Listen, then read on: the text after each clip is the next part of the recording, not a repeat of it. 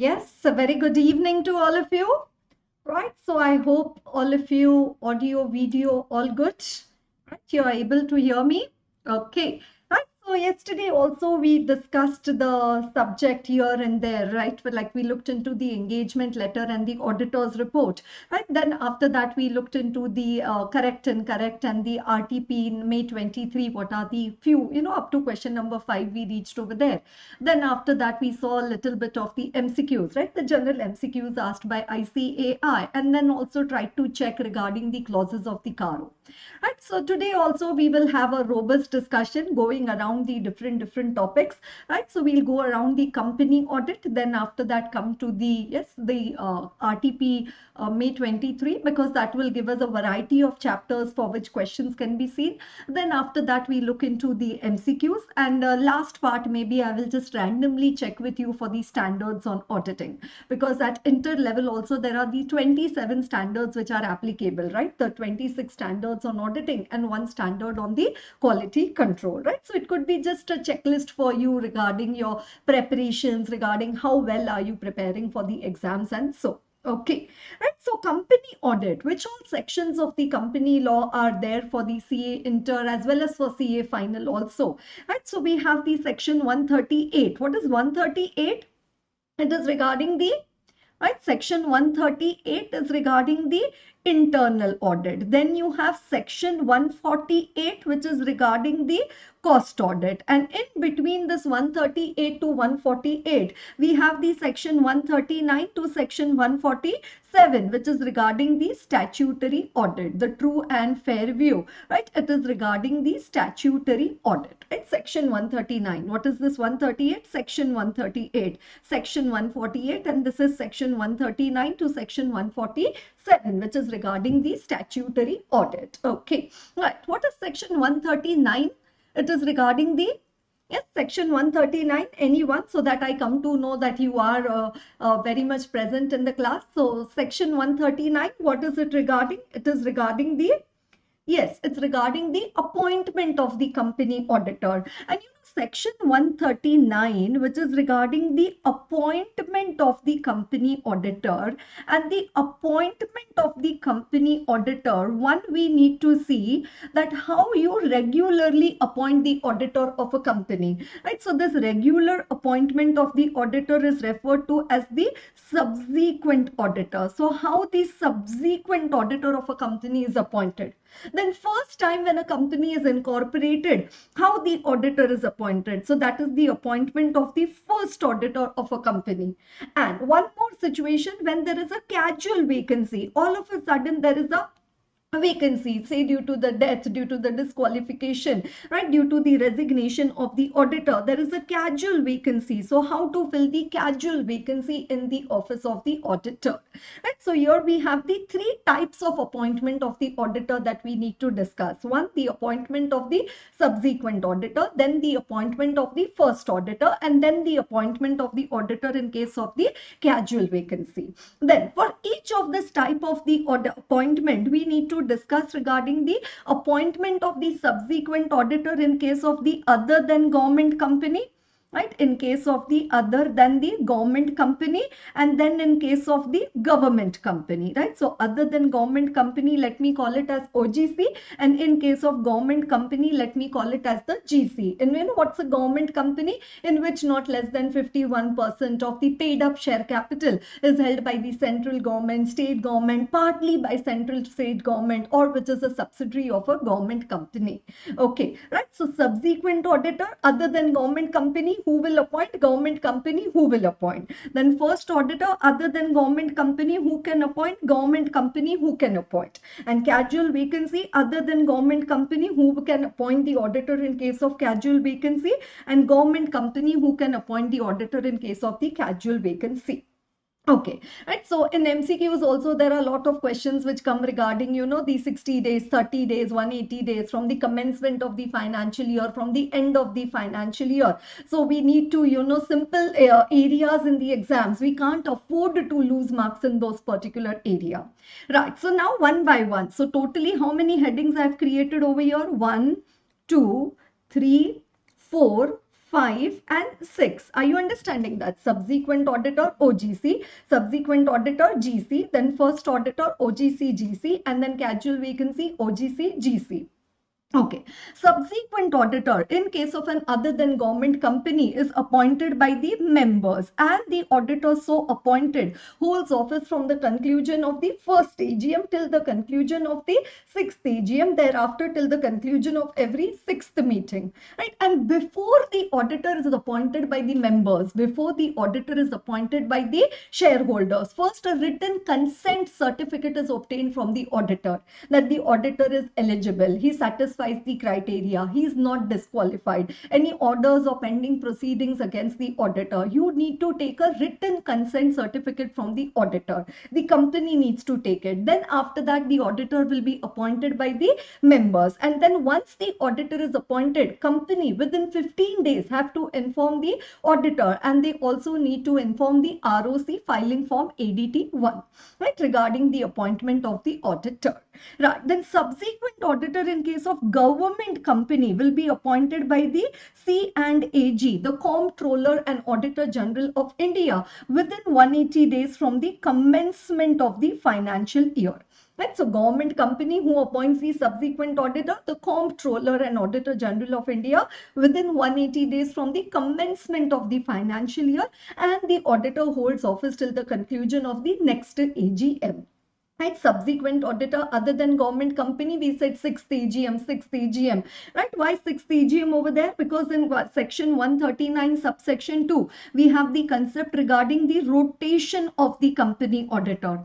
Do all of you know the applicability, which companies need to rotate their auditor? Yes, which companies need to rotate their auditor? Listed companies, do they always need to rotate their auditor? Yes. Yes, and apart from the listed companies, who else needs to rotate the auditor? The unlisted. Yes, so listed, then unlisted. Unlisted public companies having the paid up share capital of more than or equal to 10 crore. These companies, you cannot appoint an individual for more than one term of 5 consecutive years, or a firm for more than 2 terms of 5 consecutive years, right? All the private companies, so unlisted public companies, then all the private companies having paid up share capital of more than or equal to how much? How much? All private companies having paid up share capital of more than or equal to 50 crore, correct, right? 50 crore, or all companies, right? So first is unlisted public company, second is all private companies, and third is all companies having the borrowings or deposits, of more than or equal to 50 crore, right? So these companies, they need to follow the rotation provisions. They cannot appoint an individual for more than one term of 5 consecutive years, and they cannot appoint a firm for more than 2 terms of 5 consecutive years. And after this 1 term or 2 term is over, after that there is a cooling period of the 5 years, right? After that there is a cooling period. That is, the same individual or the same firm cannot be appointed as an auditor of the company for a period of 5 years. Okay. Wonderful. Right, so that's regarding the, that is why they say 6th AGM, you know, from the conclusion of the first AGM till the conclusion of the 6th AGM, and thereafter till the conclusion of every 6th meeting. Why? Because we have the provisions regarding the rotation of the company auditor. Okay, right. So that completes our 1 and 2 over there. Now we come to 3 and 4. Other than government company, first auditor, that is newly incorporated company, newly registered company, other than government company, who will appoint the first auditor? Who has the power to appoint the first auditor in case of other than government company? Yes, who has the first power to appoint the first auditor in case of the other than government company? Yes, it is the board of directors, who within 30 days from the date of registration of the company can appoint the first auditor. So first power is given to the board of directors. If the board of directors do not appoint within 30 days, then what does it say? The members can appoint at the EGM, that is extraordinary general meeting, within 90 days, right? So in that case, the members can appoint at the EGM within the 90 days. So first 30 days, wait, okay, whether board is appointing. If they appoint, wonderful. If board does not appoint, then within the, what does it say? Within 90 days, now the members need to appoint the auditor at the EGM, the first auditor. Right. Government company. Who appoints the first auditor? Government company. So government company, always the first opportunity is given to the C and AG, the Comptroller and Auditor General of India. Within how many days he can appoint the first auditor in case of the government company? Within the 60 days from the date of the registration of the company. Say CNAG fails to appoint. CNAG fails to appoint. Then who can appoint? It says next opportunity given to the board of directors. They can appoint within the 30 days. The board also fails to appoint. Then who can appoint? It says the members can appoint within the next 60 days. What does it say? The members can appoint within the next 60 days. And then you say, ma'am, what if the members also don't appoint? Then that is a non-compliance of section 139, punishment for non-compliance under section 147. Right? Then there is the punishment for non-compliance. Because either CNAG should appoint. If CNAG does not appoint, the board should appoint within the next 30 days. If the board does not appoint within the next 30 days, then the members need to appoint within the next 60 days. Right? The first auditor in case of the other than the government company. And then you have the casual vacancy. Again, casual vacancy other than government company and the government company. Right? Other than government company, what does it say? The casual vacancy is to be filled in by the board of directors within 30 days from the date of the casual vacancy. So today the auditor died. From today, within 30 days, the board of directors need to pass a board resolution for appointing the auditor in case of the casual vacancy. However, say if the casual vacancy is due to the resignation of the auditor, that auditor all of a sudden he got up from his seat and he says, I don't want to continue with this audit. I am withdrawing from this audit. So now there is a casual vacancy, but the casual vacancy is due to the resignation. It says in that case also, it shall be filled in by the board of directors within the 30 days, but it also needs to be approved by the members at the EGM within 3 months of the recommendation of the board. Right? So when it is due to the resignation, it is also to be approved by the members within 3 months of the right, due to resignation to be approved by the members within 3 months of the recommendation of the board when the casual vacancy is due to the resignation. So now we need to look at it this way. Right? Casual vacancy due to resignation and casual vacancy due to any reason other than resignation. Am I right? Casual vacancy due to the resignation and casual vacancy other than the resignation. Right? Who will fill it in both cases? Within 30 days, it is to be filled in by the board of directors. Again, over here, within 30 days, it is to be filled in by the board of directors. And the auditor so appointed, he will hold office till the conclusion of the next AGM. But when it is due to resignation, after it has been filled by the board of directors within the 30 days, it shall also be approved by the members at the EGM within 3 months of the recommendation of the board. It shall be approved by the members at the EGM within 3 months of the recommendation of the board. And then the auditor so recommend approved, he will hold office till the conclusion of the next AGM. Then the auditor, he will hold office till the conclusion of the next AGM. Right? So that is the casual vacancy due to the in case of the other than government company, other than resignation and due to the resignation. And then casual vacancy in case of a government company. Okay, government company, ONGC, BHEL, all of a sudden there is a vacancy in the office of the auditor for any reason, death, disqualification, resignation. Again, first power given to the C and AG. That C and AG, you can within 30 days fill the casual vacancy. And say if CNAG does not fill the casual vacancy within the 30 days, then what does it say? The board of directors, they can fill it within the next 30 days. And what if the board does not fill within the next 30 days? Nothing is mentioned in law. That's it. Law, and it says that either government company, first CNAG, first 30 days you can fill. If you don't fill, board you can fill within the next 30 days. What if board also does not fill? Then it's a non-compliance of section 139. Okay, right. So did you notice one thing, that always in case of the government company, the first power has been given to the CNAG, that is the Comptroller and Auditor General of India. Okay, right. We have a chapter called as government audit also. And that government audit, the CNAG keeps on coming over there. Right? And in that government audit chapter, there is a super favorite question of ICAI called as the propriety audit. Right? Can anybody quickly tell me? You'll say, ma'am, you were discussing company audit and then now you're going to propriety audit, government audit. And so, yeah, because in the exams also questions are going to come randomly. So tell me, propriety audit. If in the exam there is a question which comes, write short note on propriety audit. Right? What would you write down regarding propriety audit? Right? What is a propriety audit? What is the meaning of the word propriety? To find out the cases of the propriety audit. What is the aim of propriety audit? To find out the cases of the improper,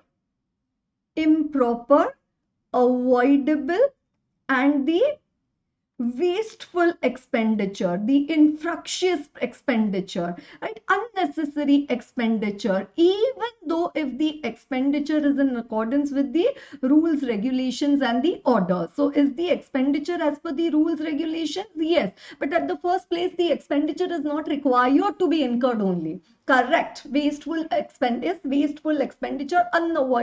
avoidable expenditure, not unavoidable. It is avoidable. You could have avoided that expenditure. Right. So for that, what you need to look into? You need to look into the public financial morality of the transaction. Right? Public financial morality. Simple words to understand propriety. Had it been your own money, would you have taken the same decision? Right? Because it is government company, you're not bothering regarding how you're spending the money. Had it been your own money, you would have said, no, why spend so much, not required. Okay, so that's unnecessary expenditure being incurred. So public financial morality, for which you need to look into the wisdom. Did you apply your brain before incurring this particular expenditure? Faithfulness. How faithful have you been while incurring the expenditure? And the last one, how economical have you been while incurring the expenditure? So the wisdom, the faithfulness, and the economy of the transactions, right? The wisdom, the faithfulness, and the economy of the transactions. Are you understanding that, everyone? Right? The wisdom, the faithfulness, and the economy of the transactions. And then the CNAG, they have set certain standards, or what you call it as the norms or the principles of financial propriety. Okay, how to decide whether this expenditure is proper or improper? How to decide whether this expenditure is necessary or unnecessary? What is the standard? Like, how do you say, ma'am, why this expenditure incurred? Oh, it's okay, this expenditure is incurred. What are the principles of financial propriety? Right? So first principle is what? That expenditure should not be prima facie more than what the occasion demands, right? So say right now the occasion demands you to incur an expenditure of 10 crore for the laying off of the flyover. So how much expenditure you should incur? Only 10 crore. You should not incur 70 crore expenditure. Then that is more than what the occasion demands. Right? So expenditure should not be more than what the occasion demands. Right. Second one, what does it say? No authority, like the government, they have so many power, competent authorities over there, so many ministers of the government or so. What does it say? These government people, right? No authority should exercise power which is directly or indirectly to its own advantage. Right? So the mayor, the governor, the ministers, all of them, they are exercising the power in such a way that they are benefited by it. It is public money, no? So it is not the money which is given for all the government officials over there. Right? So public money, what does it say? The power given to the government employees, right? It should not be leading to their own advantage. Right? So what does it say? The power, it should not be leading to their own advantage. So that means, in simple words, there should be no misutilization of the power. Right? There should be no misutilization of the power. No authority should exercise the power which is directly or indirectly to their own advantage. Then it is public money, है ना? It is not private money, it is the public money. What does it say? Should not be used for the benefit of a particular person or community of the society. You know, it is the people which should be used for the general welfare, for the public welfare, not for the benefit or welfare of a particular community or a particular society. Right? So public money should not be used for the benefit of a particular community or society. And last one, the allowances which are given to the government employees should not be a source of profit to the recipients, right? So all the allowances which are given to the government employees, they should not be a source of profit to the recipients. It should not lead to you are getting salary of 30,000, but other income is also of say some 79,000 or so. No, the allowances given to the government employees should not be a source of the profit to the recipients. Okay, these are the principles of financial propriety. We are talking about propriety, P, right? So all the points over here are also P. What is the first point over there? Expenditure should not be prima facie more. Then no authority should exercise power which is directly or indirectly to own advantage. Then public money should not be utilized for the benefit of a particular person or community. And it says the allowances given to the government employees should not be a source of profit to the recipients. Okay, right. So anyways, that is regarding the propriety audit. And as such, you know, which is the favorite question of ICAI from the government audit chapter? Right, from the government audit chapter, which is the favorite question of ICAI, audit of the government expenditure. Some 7 to 8 times this question has been asked in your exams. Most celebrated question in the chapter of the government audit, like the audit of the government expenditure. Yes, each one of you, can you tell me quickly, what are the different government expenditures? What are the different audits that you do of the government expenditure? Let me see. If I am only saying everything, I don't know what you know. So I come to know what you know only when you mention about it. Yes. Audit of government expenditure. So what do you do the audit of? You do the audit of the, yes, you do the audit of the, oh yes, so wonderful. You do the audit of the performance audit. Okay, last one first, no issues. Anyways, one of that is performance audit. Right, so you do the audit of the rules and orders, that whether government expenditure has been incurred in accordance with the rules, regulations, orders which have been issued by a competent authority. Then you do the audit of the sanctions, whether government expenditure, whatever has been incurred, whether it has been sanctioned by a competent authority, either a general sanction or a special sanction. It has to be sanctioned by a competent authority. Right, then after that, whatever government expenditure is to be incurred, whether funds have been appropriated for the same, right? So provision of the funds, and it should not exceed the appropriation made. Right, so audit against the provision of the funds. Right, then the one which I just discussed with you, the propriety audit, there should be no improper, avoidable and the wasteful expenditure. And last one is the performance audit, that government expenditure, you need to look into the 3 E's. Do you know the 3 E's over here? It is the efficiency audit, the economy audit and the effectiveness audit. Right, the efficiency audit, the economy audit and the effectiveness audit. Efficiency, whether they are executed well. Then economy, whether their resources have been procured in an economical manner. And effectiveness, whether the intended impact, whether the targeted objectives of the government expenditure, whether they have been achieved or not. Right, so that's a super important question. My suggestion to all the students would be that once you know, write down this answer. And preparing notes and writing down an answer are two different things. Write down the answer in such a manner as if it's a question asked in the exams for 4 marks and you're writing down the answer. Right, so what headings you will write, what content you will write next to the heading, how will be your presentation, what will be your time management, and all that inculcated together. Try to write a wonderful answer. And all that inculcated, put together, try to write a wonderful answer. Right, so anyways, that is the audit of the government expenditure. Right. So one we discussed regarding the the appointment of the company auditor. Yes, this is what we discussed regarding the appointment of the company auditor. Now say let us discuss regarding the removal of the company auditor before the expiry of his term. And a removal of the company auditor by the members. They say this auditor, we cannot tolerate him for even one more minute. Right now, we want to remove the auditor of this company. And so removal of the auditor by the members before the expiry of his term. And when is the term of the auditor going to get over? And at the AGM, and then 6th AGM, and every 6th AGM. But before that, you say right now, this moment, I want to remove the auditors of the company. Right? So nothing in life happens right now. It has to go through its own procedural requirements over there. Right? So one, what does it say? What is the starting point for removal of auditor by the members before expiry of his term? A board resolution is required to be passed for the removal of the auditor. Then, once the board resolution has been passed, within 30 days of the passing of the board resolution, an application has to be made to the central government.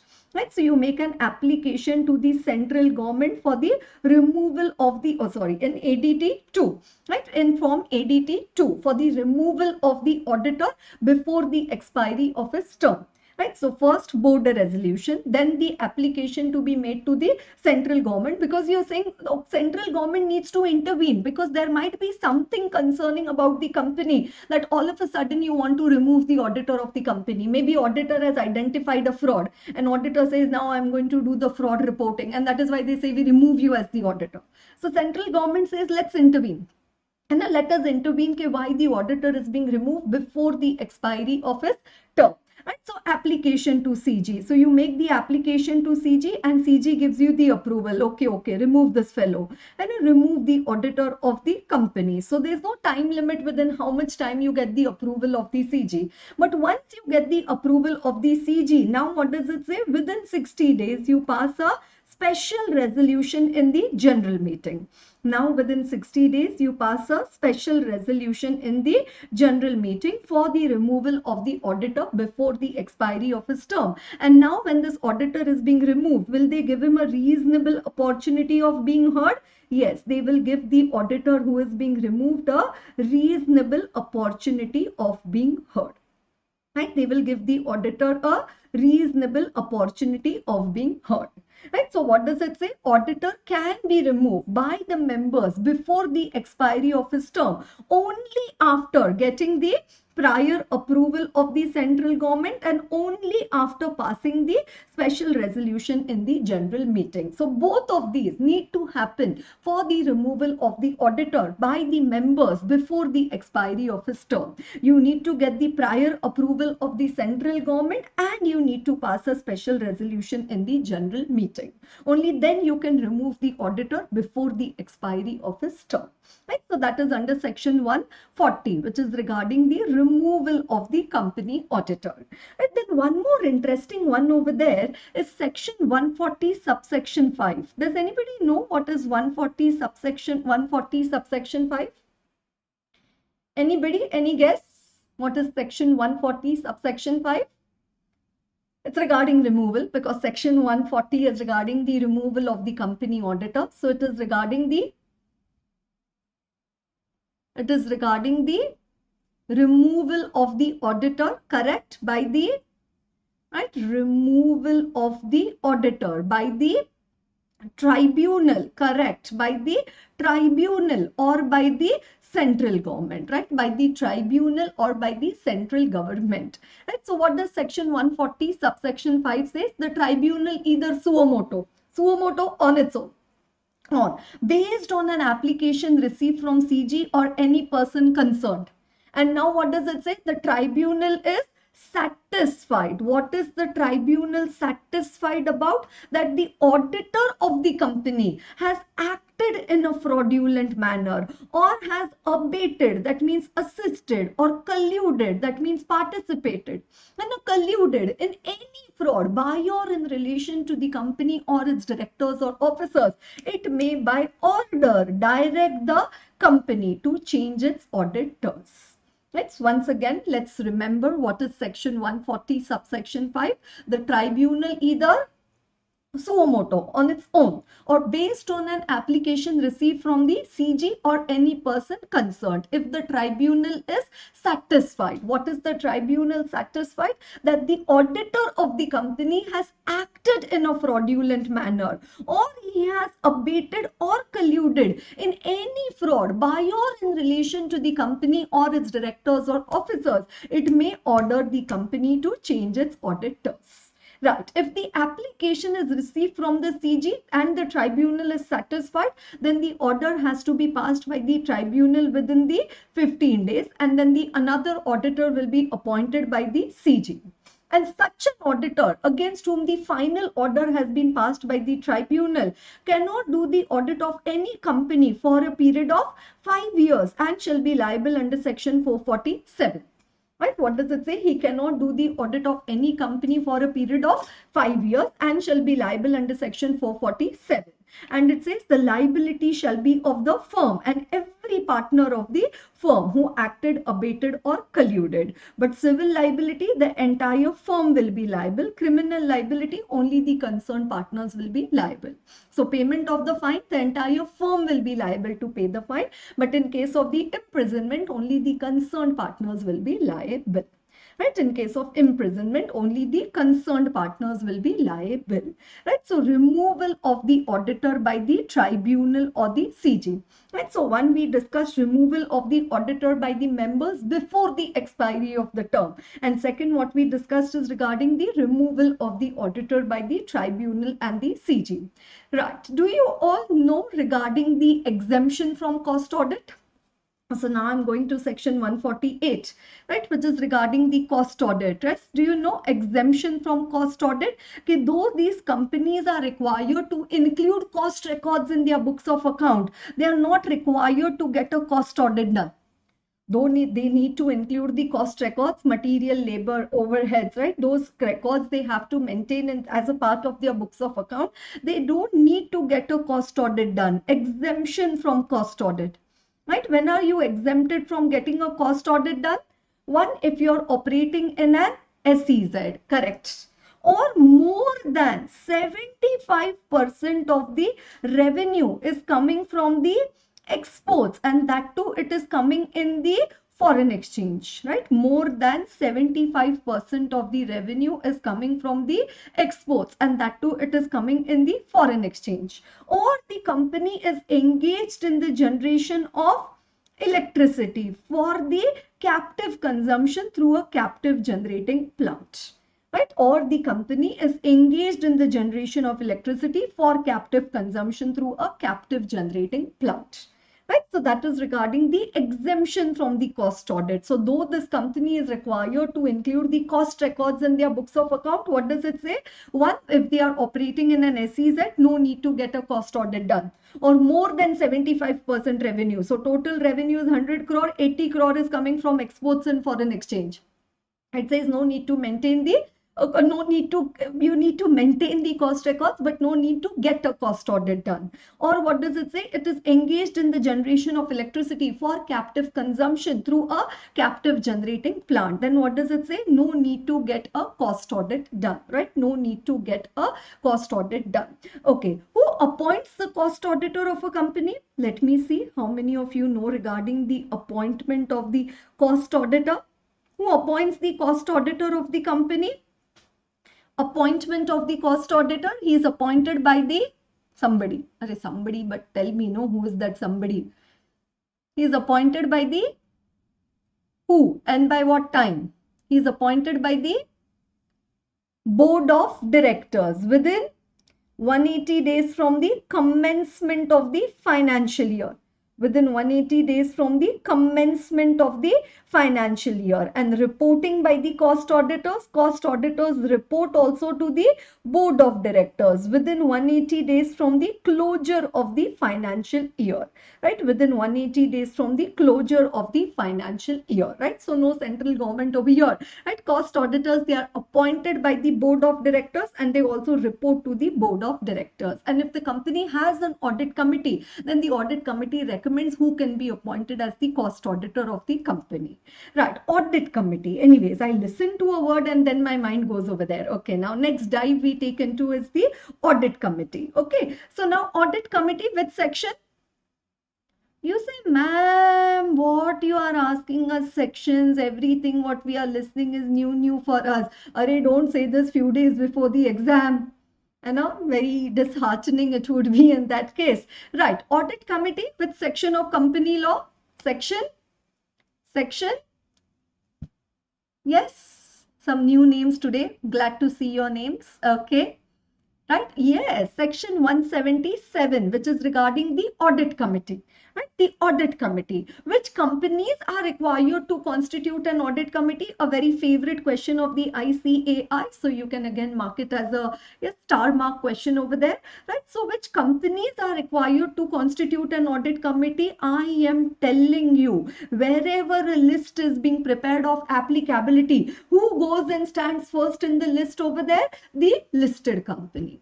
And a listed company maintaining a white elephant, and you being a listed company, so huge amount of compliances are applicable to the company, and it's like maintaining a white elephant over there. Right, so anyways, right, which companies are required to constitute an audit committee of the board of directors? Listed companies. Then apart from the listed companies, it says every public company having the paid up share capital of more than or equal to 10 crore. Right, having the paid up share capital of more than or equal to 10 crore, or having the turnover of more than or equal to 100 crore. Right, or having the turnover of more than or equal to 100 crore, or having in the aggregate the loans, borrowings, debenture, deposits. Right, or having in the aggregate the loans, borrowings, debentures, deposits. Right, in the aggregate the loans, borrowing, debentures, deposits of 50 crore or more are required to constitute an audit committee of the board of directors. And then who will recommend the appointment of the auditor? The audit committee. If the company has an audit committee, then audit committee. If no audit committee, then board of directors. So everywhere they say audit committee or the board of directors, as the case may be, because every company is not required to constitute an audit committee. So if it is required to constitute an audit committee, then audit committee will recommend. Not required, then board will recommend. But who will appoint the auditor? Members. Who will recommend? Audit committee or the board of directors. Right? So anyways, that is section 177, which is regarding the regarding the audit committee, and we just discussed regarding the applicability of the audit committee. Okay, right, so a little bit of discussion have we had regarding the company law. And a company law, little bit have we discussed. Now let's go to our RTP. Yes, May 23 over there, right? The RTP May 23. And yesterday, yes, some students who've joined today, you can go and see yesterday's session. Yesterday's session, we had already discussed up to question number 5. Now we are going to discuss further the question number 6 onwards. Okay, so that we cover different chapters and different concepts over there. Okay, so Messrs. Samar, Amar and Associates are the statutory auditors of Ganga Limited for 2021. Samar is the engagement partner for the assignment. While discussing with the engagement team, Samar briefed his team that the auditor shall assemble the audit documentation in an audit file and complete the administrative process of assembling the final audit file on a timely basis after the date of the audit report. SQC 1 requires firm to establish the policies and procedures for the retention of the engagement documentation explained. Right, so on the date of the audit report, if you look at an audit file, it is almost complete but not complete. A little bit like one working paper reference is left to be given, or one review signature is required to be given, or one old document you still need to delete it or something like that. Right, so work which is purely administrative in nature is remaining. right? You are not performing any new procedure, you are not reaching any new conclusion. Whatever work you are doing is purely administrative in nature. What does it say? Can you do this work which is administrative in nature after the date of the audit report also? Yes, it says you have to do it within 60 days from the date of the auditor's report, this assembly of the final audit file. So today, if I issue my audit report, from today within 60 days, right, you do need to do the assembly of the final audit file, that is, make it full and final, and then you need to retain it. For how long are you going to retain it? For a period not less than 7 years, shorter than 7 years from the date of the audit report, right? So company, they need to maintain the books of account for how many years? Company needs to maintain the books of account for the 8 years, right? But auditor, audit documentation, audit working papers, how long do they need to maintain them for? They need to keep them for the 7 years, right? Audit documentation is to be kept for the 7 years. Okay, right. So the auditor shall assemble the audit documentation in the audit file and complete the administrative process of assembling the final audit file on a timely basis after the date of the report, right? What does it say? Not more than 60 days after the date of the audit report. Changes can be made, but the changes should be only administrative in nature. And what are the types of changes which can be made? Right? What are the types of the changes which can be made over here? It says deleting, discarding old documentation, that is superseded versions of the documentation, sorting, collating, cross-referencing working papers. So say all your working papers are mixed, inventory, debtor, share capital, investment. So you're just, dividing them section wise or area wise. And then signing off the completion checklist related to the file assembly process and documenting the evidence that the auditor has already obtained. So you're not obtaining the evidence. What evidence you've already obtained, you're just documenting this. Right? And then you need to retain it till the end. You cannot delete or discard it before the retention period. And what is the retention period? No shorter than 7 years from the date of the audit report, or if later, the date of the group auditor's report. Okay, right? So that is one favorite question of the ICAI. And then another question. SA 230, audit documentation, deals with the auditor's responsibility to prepare audit documentation for an audit of financial statement. Such audit documentation serves various purposes. Explain. Right, so in simple language, what is the question that they are asking over here? Okay, what is the nature and purpose of the audit documentation? Okay, why prepare an audit file? Just go do the audit and finish with the audit. And now why to sit down over there and prepare an audit file over there? Why to do the documentation of all the work that you have done? Right, so you have the nature and purpose of the audit documentation.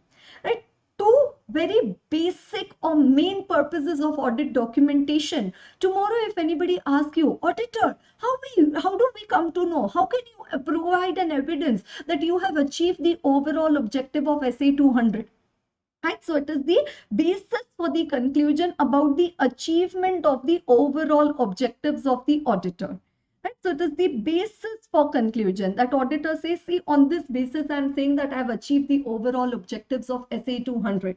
And second, auditor, he needs to do the audit as per the standards, as per the legal regulatory requirement. So how he can show that, yes, I have done my audit as per the standards, I have done the audit as per the legal regulatory requirements? Again, that can be proved on the basis of the audit documentation, right? That can be shown on the basis of the audit documentation. Okay, right. And then you have some additional purposes. So these two, what I have written over here, are the main purposes served by audit documentation. But apart from the main purposes, we also have the additional purposes served by the audit documentation. And what are the additional purposes?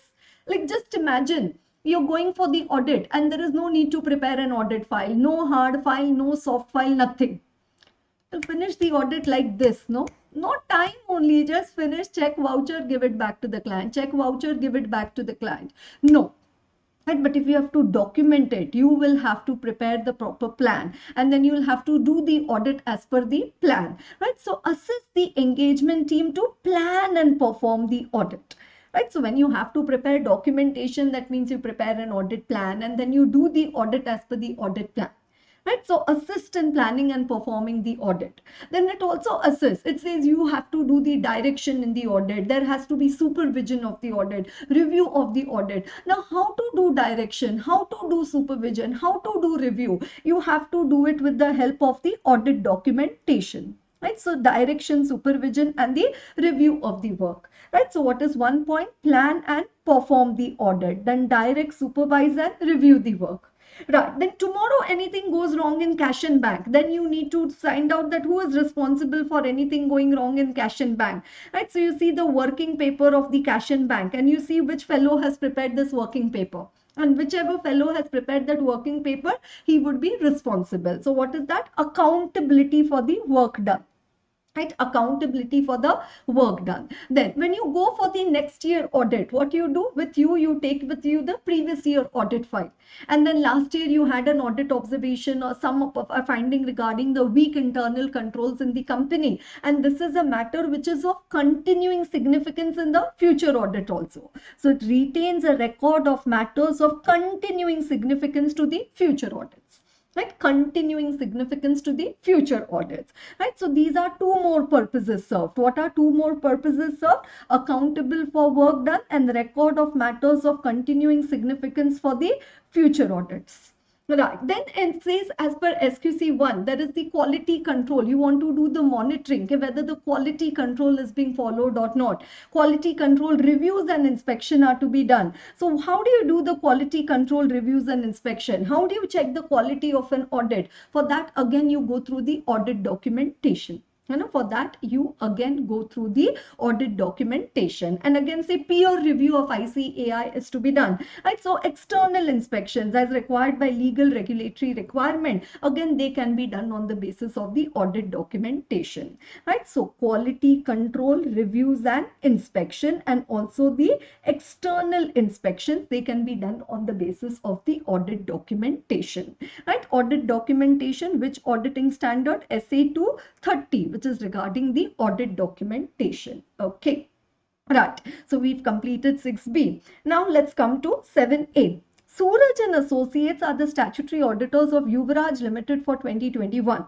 During the course of audit, CA Suraj, the engagement partner, requested the management of the company to provide the written representation with respect to the valuation of a transaction.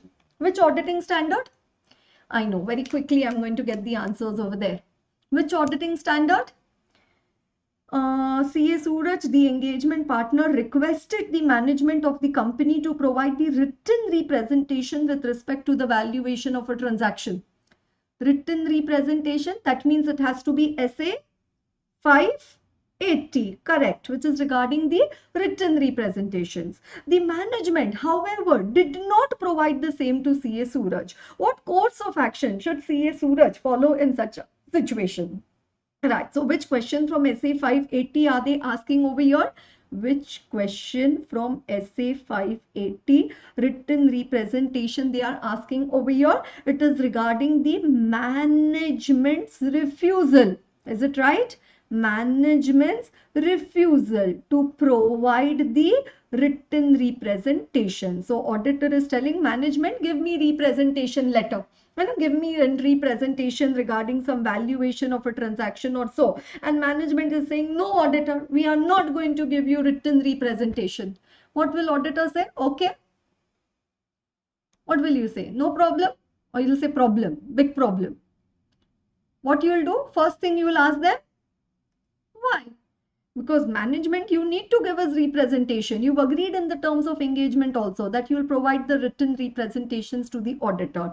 So one, you will discuss. This is favorite thing of the auditor, no? Discuss. Discuss the matter with the management. Management, what happened? Why you're not giving us the written representation? So discuss the matter with the management. Then they are just saying, no, no, auditor, why everything you want representation? Some things I'm just telling you orally. Why can't you just about, place reliance on the oral evidence? Why do you want it in writing and all of that? The auditor says, oh my God, I'm asking this fellow to give me some representation regarding certain matter. And this fellow is trying to beat around the bush. He's not willing to give me the representation. Certainly, the auditor, because of the refusal of the management, now would have the doubts regarding the integrity of the management. Something wrong in the company, something wrong the management has done, and that is why they are not giving the representation to the auditor. And you don't give anything to the auditor is asking for written representation, and you don't provide the written representation to the auditor. That means auditor is unable to obtain sufficient appropriate audit evidence. Then what is it? It is a limitation on scope. Right? Then what it is a limitation on the scope. And what do you do whenever there is a limitation on scope? Either you issue a qualified opinion or a disclaimer of the opinion. What is QO? It is the qualified opinion, or you issue the DO, that is the disclaimer of the opinion. Right? Disclaimer of the opinion. So again, this is a favorite question of the ICAI, management's refusal to provide the written representation. What you do, you ask the reasons to the management, you discuss the matter with the management, and for the fact that management is refusing to provide the written representations to the auditor shall now have doubts regarding the integrity of the management. Okay, so that's the question we have. Discuss the matter with the management, then re-evaluate the integrity of the management and take appropriate action, including determining the possible effect on the opinion in the audit report in accordance with SA 705. Okay, right, next one. Right, so what's the next question which we have over there? Explain the various factors affecting the auditor's judgment as to the sufficiency of the audit evidence. So we know that audit evidence, it has to be sufficient and appropriate. Sufficiency refers to the quantity, appropriateness refers to the quality, and quality means two things: it should be relevant and it should be reliable. Now here the question is regarding the factors affecting the auditor's judgment as to the sufficiency of the audit evidence, that is quantity of the audit evidence, that is the sample size, the number of samples to be checked. Right? So what are the factors which will affect the sample size? If I want to put it in more simple words, if I want to interpret the question, this is how I can interpret. What are the factors affecting the sufficiency of the audit evidence, right? What are the factors which are affecting the sufficiency of the audit evidence? Anybody, would you like to try? Recollect from your memory, already there in your data bank, CPU over here. Yes, what are the factors? One, it depends upon the materiality. If it is material, we require more evidence. If it is not material, we require the less evidence. Okay, so it depends upon the materiality of the item. Right? Second, it depends upon the risk of material misstatement. If risk of material misstatement is high, as an auditor, you want the more evidence. If risk of material misstatement is low, you want the less audit evidence. Right? So that depends upon the risk of material misstatement. And the last one, it depends upon the size and characteristics of the population. Right? The size and the characteristics of the population. Right? The population is homogeneous in nature, then you require the less evidence. The population is heterogeneous in nature, then you require the more evidence. Right? So basically the story over here is regarding when you need the less evidence and when you need the more evidence. Right? When you need the less evidence and when you need the more evidence. Right? Factors influencing the sufficiency of the audit evidence. Right? Factors affecting the sufficiency. So one, it depends upon the materiality, right? Then what does it say? More material, more evidence. Less material, then what does it say? Less evidence to be obtained, right? Second, it depends upon the risk of material misstatement. Lower risk of material misstatement, less evidence. Higher risk of material misstatement, more evidence. And last, it depends upon the size and characteristics of the population. If the population is homogeneous in nature, then again the less evidence, and if it is heterogeneous in nature, then the more evidence will be required, right? More evidence will be required. Okay, right? Is it good this way? Or I discuss and then after the end of 2 hours you say, oh no, why like that? No, you're giving your very, very precious time. I'm very much concerned. Is it going good? Good revision? We happen to look into the questions, different varieties also. We started with company audit. Arey, are you listening to me? You say, ma'am, we have no option. We have now, the water is coming till here. Okay, so we are so near the exams now, and now the tempo is all getting set for preparing for the exams, right? So all good, everyone? Amazing. Okay. Now, question number 8. What is the objective of the auditor with respect to opening balances when conducting an initial audit engagement as per the relevant standard on auditing? So initial audit engagement, which auditing standard? SA 510, which is regarding the initial audit engagements opening balances. And what does this ask? What are the objectives of the auditor as per SA 510? Right. So what are the objectives of the auditor? What is an initial audit engagement? Where either the last year was not audited or it was audited but audited by a predecessor auditor.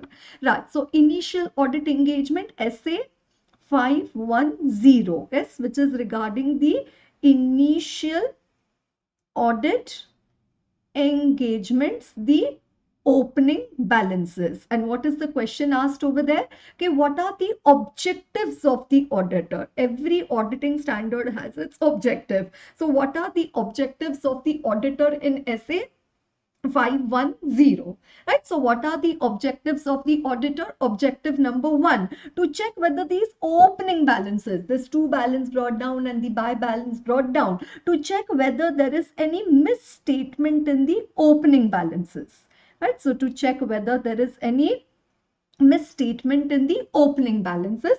And second, okay, last year what accounting policy was followed, say WDV, and this year also what accounting policy, like say not WDV, say last year FIFO, whether this year also they are following the FIFO method or have they changed to weighted average method during the year, right? So second is whether the accounting policies have they been consistently applied, and in case if there is a change in accounting policy, retrospective effect quantified and disclosed. Otherwise, there should be the consistent application of the accounting policies.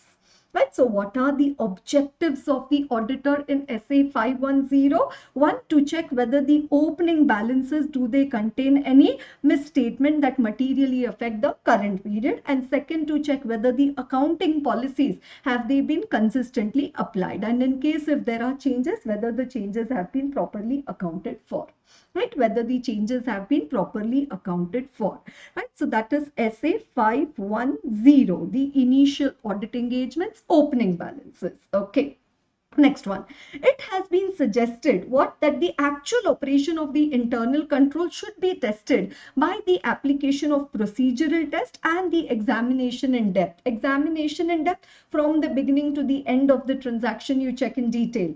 Explain with the help of example in respect of the procedure for the sales. Right, so this is a question from the chapter of the risk assessment and the internal control, wherein we talk about the testing of the internal control.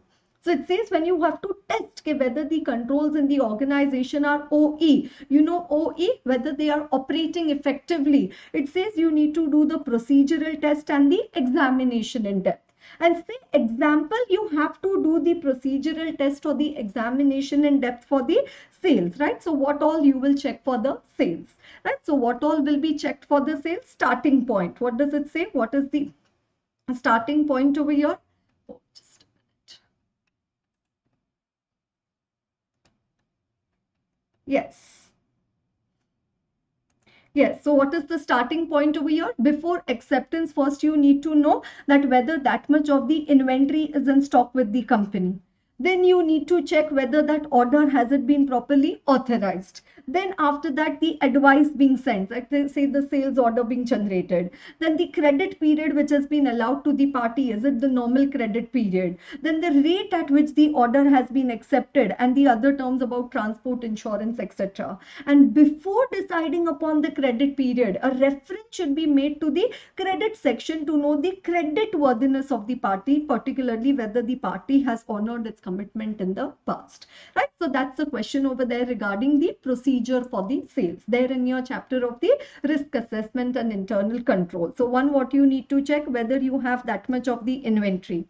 Then whether that sales order, whether it has been properly authorized. Then you need to check the credit period, whether it is the normal credit period which is allowed by the company. Then you also need to check the rate at which the order has been accepted. And again, first make a reference to the credit section to assess the credit worthiness of the party, whether in the past, whether they've honored their commitments or no.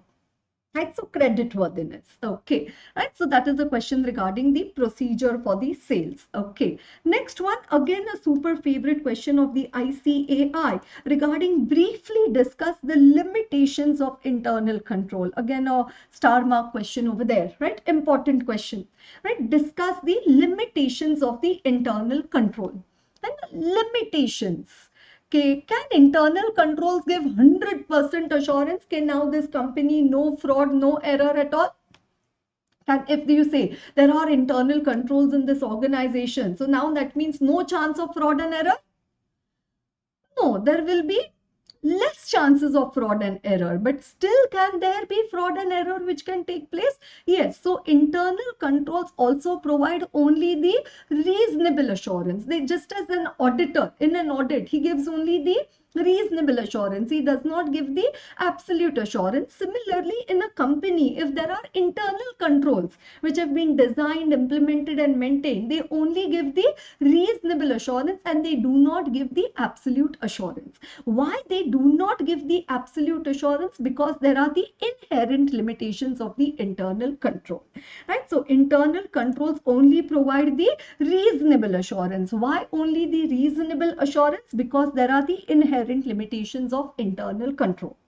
And what are the limitations? Can you say, ma'am, controls are designed, but still there is the risk that fraud error may happen. What are the limitations of the internal control? Right? So one limitation over there is the human judgment.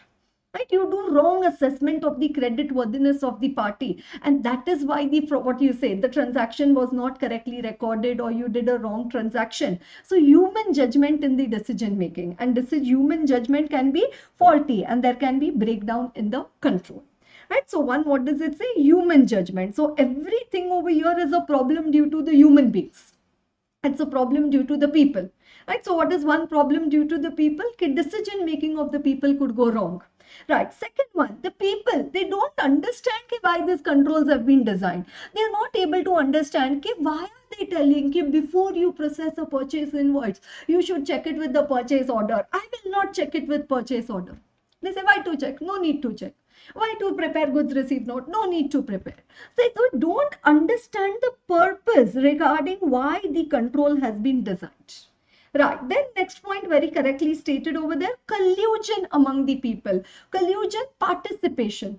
Right? What does it say? There is segregation of duties done. There is division of work done. Okay, A will record the transaction. B will do the payment. C will do the authorization. What do they three do? They three join hands together. Right? And they break down the system in the company. So what is that? There is collusion among the people. There is the, yes, what does it say? They circumvent the control. Circumvent, they don't follow the controls in the organization. Then some controls management knows, oh, outside the store there has to be a security guard, but they say security guard salary 20,000 rupees per month, 18,000 rupees per month. So now where to bear that salary? No need to design that control, right? So what does it say? Management judgment that a control is not cost effective and they decide that not to implement the control.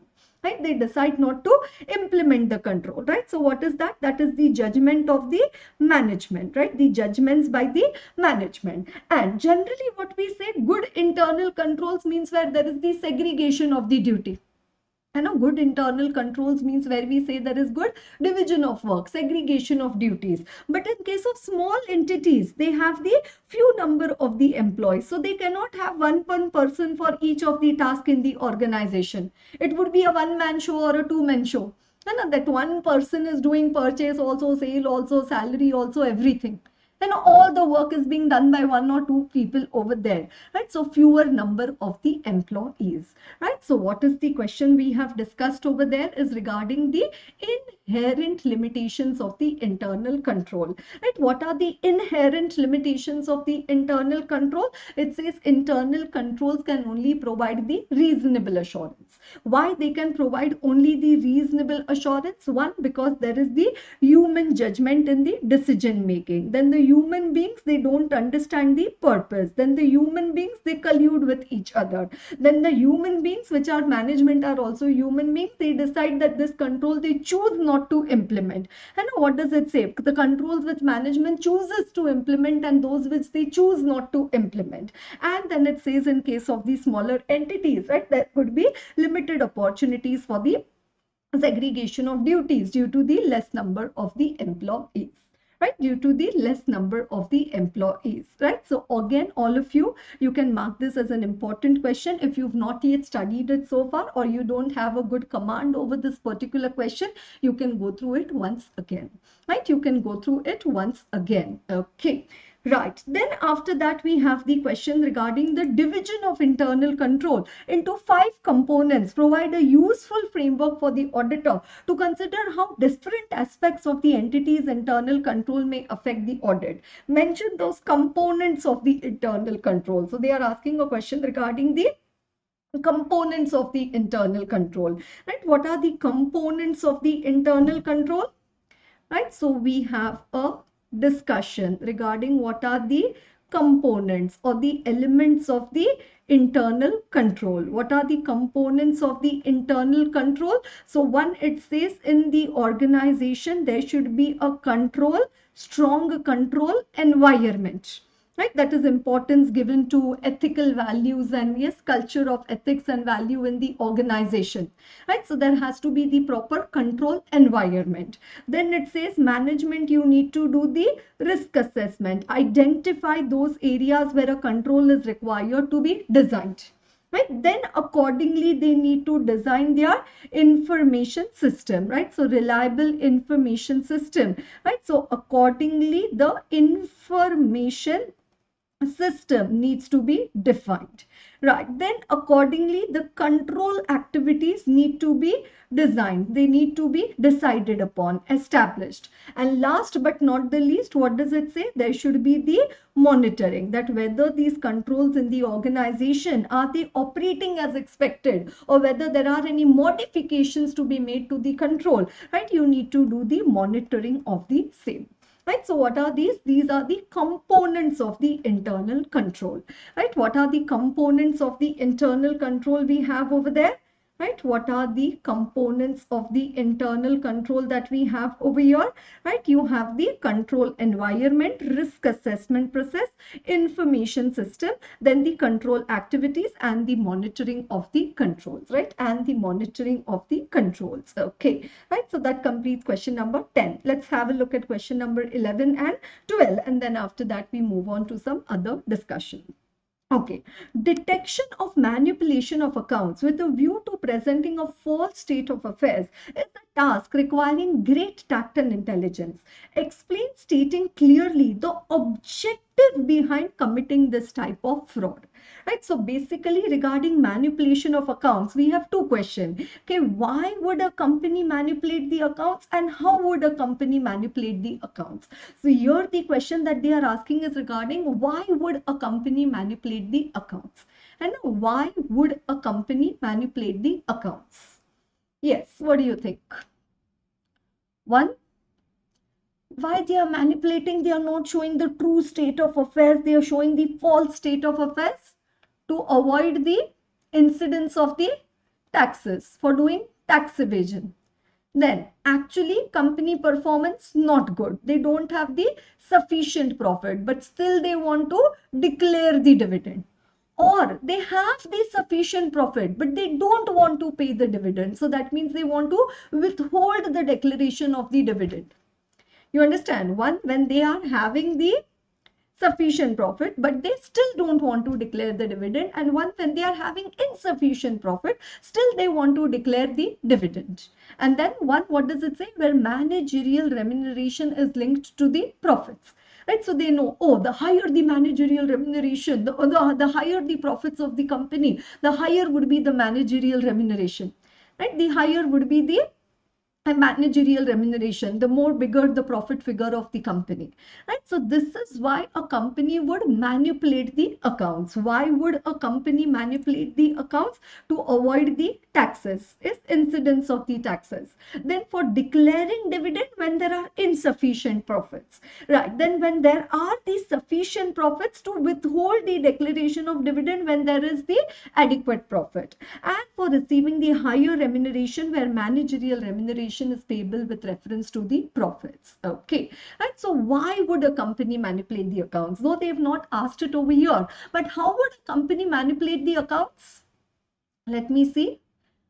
How to inflate or suppress the purchases and expenses, then to inflate or suppress the sales and the other income, right? Then to inflate or deflate the value of the right closing stock, right? To increase or decrease the value of the closing stock. Then capital expenditure being charged to revenue, or revenue expenditure being charged to capital. Or what does it say? Not proper adjusting, no proper adjustment done for the outstanding liabilities or the prepaid expenses, right? No proper adjustment done for the outstanding liabilities and the prepaid expenses, right? So this is how a company could manipulate the accounts, right? How would a company manipulate the accounts? Okay, right. Then after that we have the next question over there. In an audit of financial statements of PQR, CA Vikas Khemka finds that the cash receipts have been suppressed.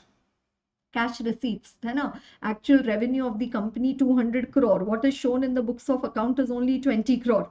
Right? So receipts of the company have been suppressed. Give examples of such techniques which may have led to him suspect this.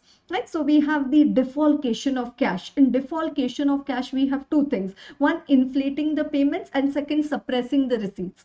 Right? So suppressing the receipts. One, you can suppress the receipts by doing the teaming and leading fraud. That is cash received from one customer shown as if not received from him, and cash received from the subsequent customer shown as if received from the earlier customer. Right? So you get to use the free funds of the company. So the teaming and leading fraud is a method of the suppressing of the receipts. Then what does it say? Unauthorized discount. Actually customer paid full amount, but what you're saying, no, 20% discount was given to the customer. So that much again you're suppressing the receipts of the company. Right? So unauthorized discounts. Then actually debtor paid the money on due date. He came, rang your bell, and then he gave you the money. He says, please take the money, company. And what company is saying? No, debtor never came. He never gave the money. So writing off the good debt as the bad debt. Writing off the debt. Debtor, poor fellow, he paid. But you're saying, no, he did not pay. And so writing off the debt where cash has already been received, but it has been misappropriated. Then not accounting for cash sales fully, right? So cash sales have taken place, but have they been accounted for? No, not been accounted for. The money is being diverted, right? Then not accounting for the miscellaneous receipts. So not accounting for the cash sales, not accounting for the sale of old newspaper, sale of scrap or so, right? And writing down the value of the assets. So you say, oh, this laptop, it has no value, zero value, write it off. But later on what you do? You sell that laptop and you get 5,000 rupees from selling that laptop. So selling them subsequently and misappropriating the proceeds. It's selling them subsequently and misappropriating the proceeds. Okay, right? So what are these? Suppressing the cash receipts, right? Suppressing the cash receipts, teaming and leading, unauthorized discount, writing of good debts as the bad debts, not accounting for cash sales, not accounting for the miscellaneous receipts, and writing down the value of the assets in the entirety, selling them subsequently, and then that proceeds you're not recording, you're misappropriating the proceeds. Okay, right. So with that, we have completed a few more questions in the RTP May 23. Right? Yes, have we completed these ones over there? Right. So now what we'll do, we'll go to a few MCQs, and then after the MCQs, what do? We do go for a discussion of the few of the standards. Right, so before I continue with the monologue, let's convert it into a dialogue, and let me see if anybody, oh, somebody asked a question. Okay, inverse relationship between materiality audit risk. Why is it so? Right, so why there is an inverse relationship between materiality and audit risk? Where is the concept of materiality and audit risk used in the audit? Throughout the audit, right from the planning stage up to the conclusion stage of the audit. When you are doing the risk assessment, then when you are doing the responses, and when you are evaluating the misstatements, throughout the audit you have to use the concept of the materiality and audit risk. And it says there is an inverse relationship. Higher the materiality, lower would be the risk, and lower the materiality, higher would be the audit risk. Right? What is audit risk? The risk that my opinion may go wrong. What is audit risk? The risk that the opinion of the auditor goes wrong. The risk that the auditor expresses an inappropriate audit opinion when the financial statements are materially misstated. That is audit risk. Okay, so now if an item is material, say there is an item which is of 7 crore. Do you think you're doing an audit and you know that there is one item or one expenditure or income of 7 crore or one asset which the company has of 7 crore? Will you like just say, okay, there might be an item of 7 crore, or will you certainly check it? Will you certainly check it? It certainly will you perform your audit procedures on that item? Yes. So when the item is material, you will certainly check it. So there the risk of your opinion going wrong is less. Why? Because you're checking it. Generally, say there is a 20 rupees voucher, there is a 19 rupees voucher, there is a 43 rupees voucher, there is a 80 rupees voucher. Now, these small values you may not check. And that is why there the risk of your opinion going wrong is high. There the risk of your opinion going wrong is the higher. And generally management also knows 7 crore voucher auditor 100% will check. But you know this 17 rupees and 18 rupees and 19 rupees auditor will not check. So they also, when they want to do a fraud, they do a fraud in 17, 18, 19 only. They don't do fraud in 7, 8, 9 crore. You understand that? Right? So that is why there is a higher risk of fraud or error in those items also. Right? So that is why there is an inverse relationship between the concept of the materiality and the audit risk. Right? Is it clear to all of you? Yes. Anybody else? कुछ और? Anything else? है ना? कितने ऐसे students हैं जिनको हिंदी में पढ़ना अच्छा लगता है, बट ये मैम तो बस इंग्लिश में ही बोले जा रही है, ये हिंदी में बात ही नहीं कर रही है, तो क्या करें, है ना? पूरे इंडिया से स्टूडेंट्स आते हैं, तो उन लोगों को नहीं हिंदी ध्यान में आता है, तो इसीलिए इंग्लिश में बोलना पड़ता है. ऐसा है, तो क्या करें, फिर दो बार बोलना पड़ेगा, हिंदी में, इंग्लिश में. Yes, all of you, all fresh now. All of you are absolutely engrossed into your studies, very dedicated, very disciplined in your preparations for the exam. Yes, all of you. Say something interesting related to the subject, obviously nothing otherwise.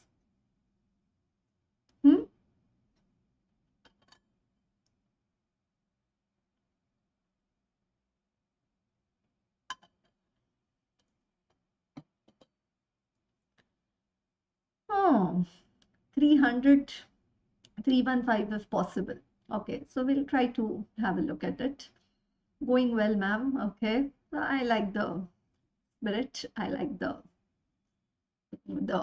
drafting of the sentence itself gives a good perspective. Okay.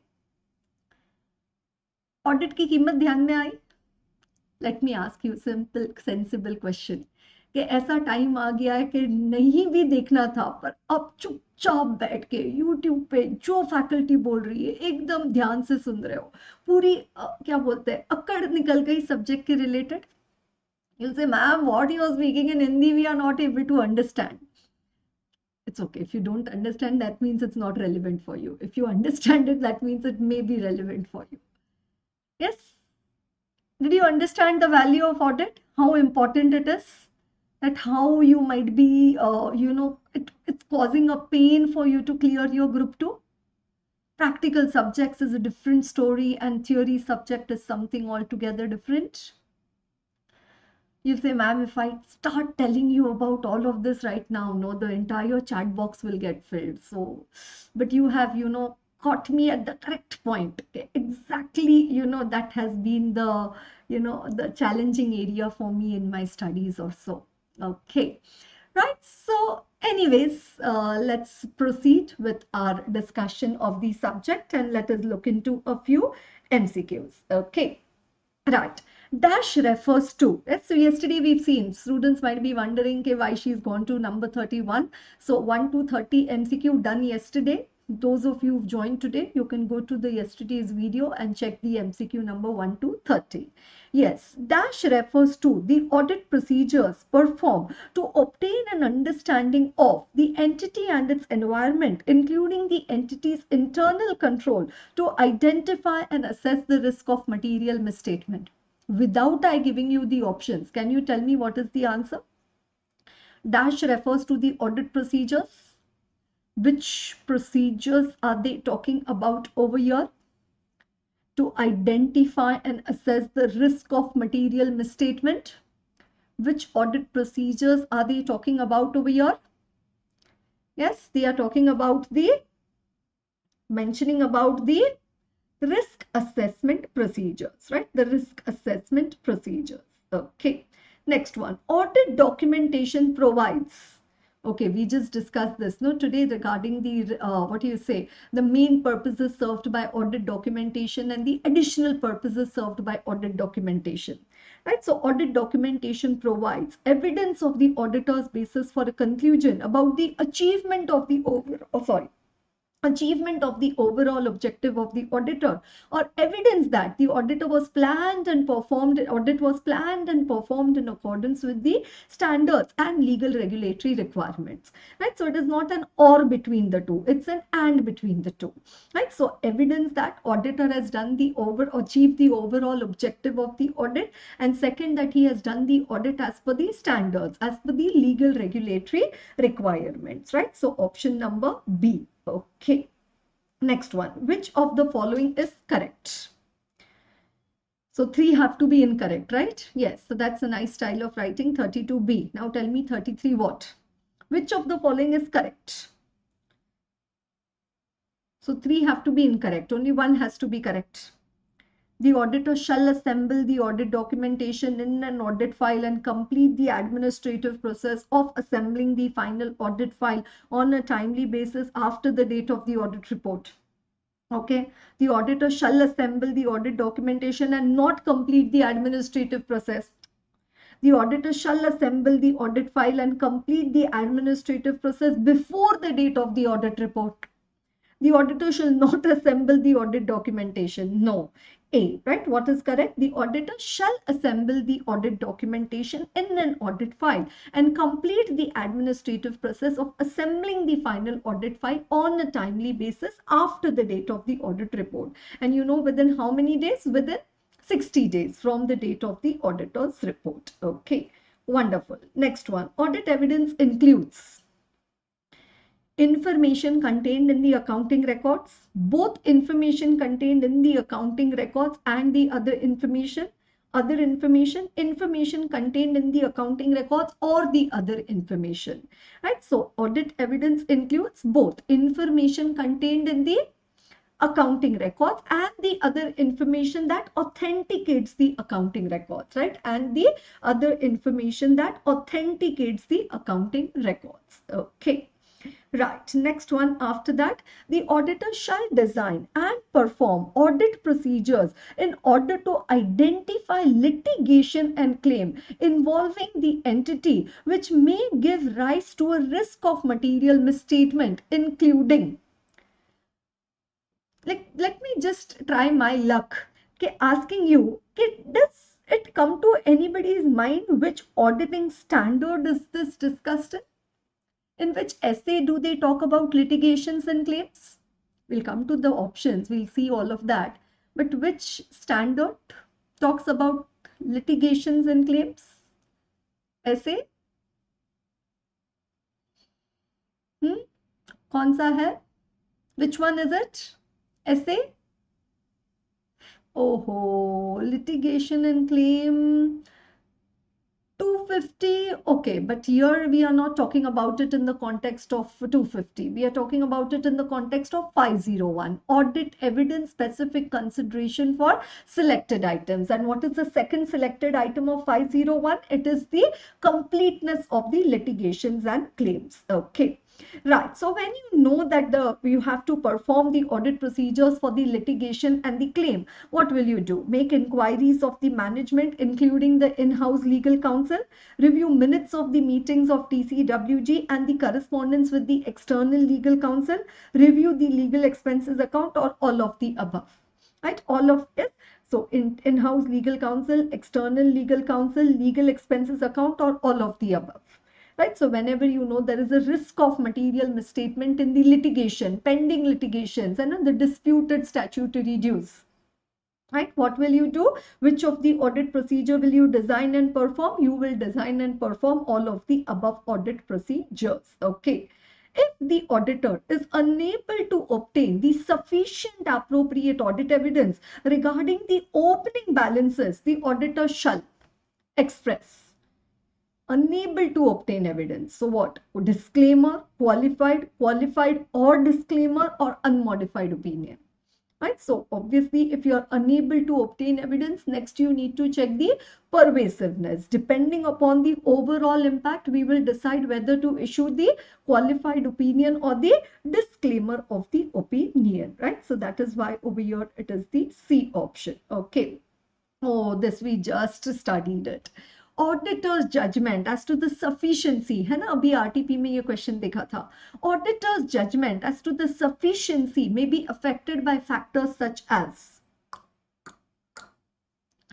no sound effect, you have to tell me, materiality, risk of material misstatement, size and characteristics of the population, and all of the above, right? So all of the above. And factors affecting the sufficiency, more evidence and less evidence, when what? Yes, exactly. Very good. I'm so happy. Okay. Auditor has no obligation to perform any audit procedure regarding the financial statements after the date of the audit report. However, when after the date of the audit report, but before the financial statements are issued, a fact becomes known to the auditor that had it been known to the auditor at the date of the audit report may have caused the auditor to amend the audit report, the auditor shall. What the auditor shall? We'll come to that. First, you tell me which standard. Which auditing standard? Which essay? Standard on auditing. Which essay? Which essay? Fact becomes known to the auditor after the date of the audit report that would have caused the auditor to amend the audit report. Essay 560. Subsequent events. Exactly. And events occurring between the date of the financial statements and the date of the auditor's report, and facts that become known to the auditor after the date of the auditor's report. Okay. So now if the auditor comes to know about a fact, the auditor shall discuss the matter with the management, TCWG, those charged with governance, determine whether the financial statements need amendment, inquire how management intends to address the matter in the financial statements, or all of the above. Right? So discuss, determine, inquire. Right? So all three. Yes, discuss, determine, and inquire. Right? So if the auditor comes to know about a fact, he needs to discuss the matter, he needs to determine whether the financial statements need amendment, and he needs to inquire how management intends to address the issue. Right? So the correct option over here is all of the above. Right? All of the above. Okay. Next one. Right? Audit risk is a function of, oh my God, this to directly tell me the answer. Audit risk is the function of risk of material misstatement, and audit risk is the function of the risk of material misstatement and the Yes, and the detection risk. Correct, right? So inherent risk, control risk, business risk, nothing like that. It is the detection risk. Okay. Yes, very good. Good job. Okay. Next one. For a given level of audit risk, the acceptable level of detection risk bears dash relationship to the assessed risk of material misstatement at the assertion level. So if RMM is high, detection risk has to be kept low. And if RMM is low, you can accept a higher level of the detection risk, right? So not detective risk, right? The detection risk over there, right? So what does it say? There is an inverse relationship between the detection risk and the assessed level of the risk of material misstatement, right? There is an inverse relationship. Okay. Next one. Risk of material misstatement has how many components? Right? Risk of material misstatement has the two components, right? The inherent risk and the control risk, right? It has the two components, the inherent risk and the control risk. Okay. Controls can be dash related to an assertion. Directly, indirectly, directly or indirectly, or no relationship between controls and assertion. Controls can be directly or indirectly related to an assertion, right? So they could be directly affecting any assertion, or they might be indirectly affecting any assertion, right? Any representations by the management. Okay. For the purpose of identifying and assessing the RMM, the auditor shall. Oh, but I didn't read the question correctly. We'll fall in great trouble because of the pattern in which I read the question. Why? What I read? For the purpose of identifying and assessing the RMM, the auditor shall. ऊपर क्या लिखा है उसके? What has been written above that? Which of the following is incorrect? So that means three are correct, correct, correct. One is incorrect. We have to say which is incorrect. Identify the risk throughout the process, assess the identified risk, relate the identified risk to what can go wrong, and not consider the likelihood of the misstatement. So what does it say?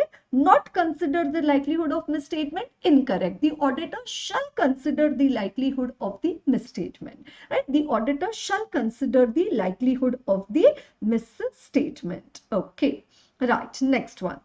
Dash refers to a difference between the amount classification, presentation, disclosure of a reported financial statement item and the amount classification, presentation or disclosure that is required for the item to be in accordance with the applicable financial reporting framework. Right? So difference between what is there in the financial statement item and what should have been there in the item as per the applicable financial reporting framework. So that's nothing but our definition of the misstatement. That's nothing but the definition of the misstatement. Are you understanding that? Misstatement refers to a difference between the item and the item in accordance with the AFRF. Okay, right. Next one. Latest and Vibrant Limited is an unlisted public limited company. For the unlisted public limited company, for the above mentioned company, it will be required to appoint an internal auditor according to the provisions of the Companies Act only when during the preceding financial year the paid up share capital of the company would be. Yes, can you think of the answer for this one? Internal audit. Which companies are required to appoint internal auditor? Listed companies, always. Apart from listed companies, unlisted public companies having the deposits of more than or equal to 25 crore or having the paid up share capital of more than or equal to how much? Paid up share capital of more than or equal to